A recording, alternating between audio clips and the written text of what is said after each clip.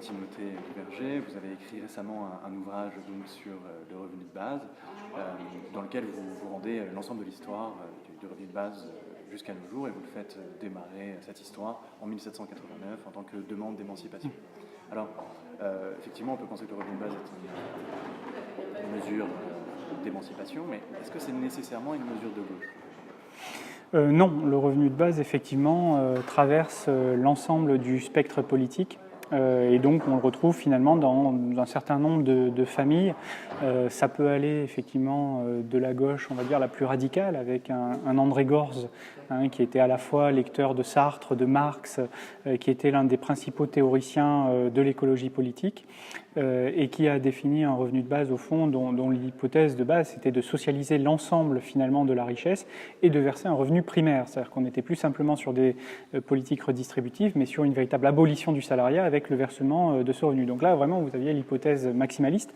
Et puis de l'autre côté du spectre, eh bien, vous pouvez retrouver Milton Friedman, qui est un ultralibéral, qui lui pense au contraire qu'il faut démanteler l'ensemble de l'intervention économique et sociale de l'État, donc l'État social, mais aussi les services publics, mais aussi tout ce qui peut introduire des formes de distorsion de la concurrence. Mais en échange de cela, il verse un impôt négatif pour les personnes à bas revenus. Voilà. Donc, vous voyez, il peut y avoir finalement sur tout ce spectre-là, finalement, entre les deux extrêmes, une gauche radicale et un théoricien de l'ultralibéralisme, on va dire. Il peut y avoir effectivement l'ensemble des nuances, et puis voilà, l'ensemble des nuances, y compris les socialistes qui défendent effectivement le projet d'expérimentation du revenu de base, qui est une mesure au fond réformiste, bien située, je dirais, entre les deux. D'accord, merci beaucoup. Alors, deuxième question que je vais poser. La question, j'essaie de la formuler bien.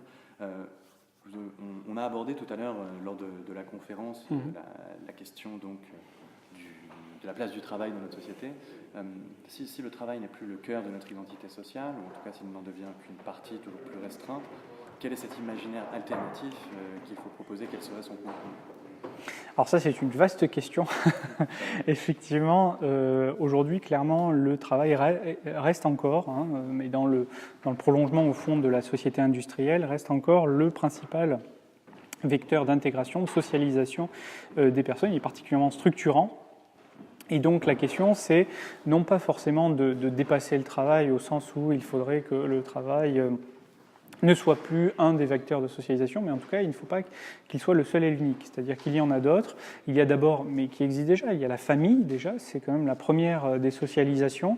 Donc ça pose la question aussi du lien intergénérationnel, bien sûr, quand on s'occupe de son enfant, mais ça vaut aussi quand on s'occupe de ses aînés. Voilà.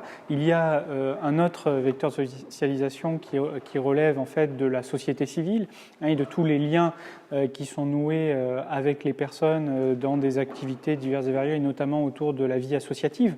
L'association, le principe même de l'association, c'est bien justement d'offrir un vecteur de socialisation au travers d'un certain nombre d'activités. Voilà, c'est-à-dire qu'en fait, tout l'enjeu, c'est de passer d'une conception du travail salarié à une conception de la pluriactivité, dont le travail salarié reste évidemment l'un des principaux éléments, mais qui n'est pas exclusif. Merci beaucoup. Et donc, du coup, une dernière question que j'aimerais vous poser. Qu'est-ce que vous pensez du groupe socialiste universitaire? Est-ce que vous reviendrez?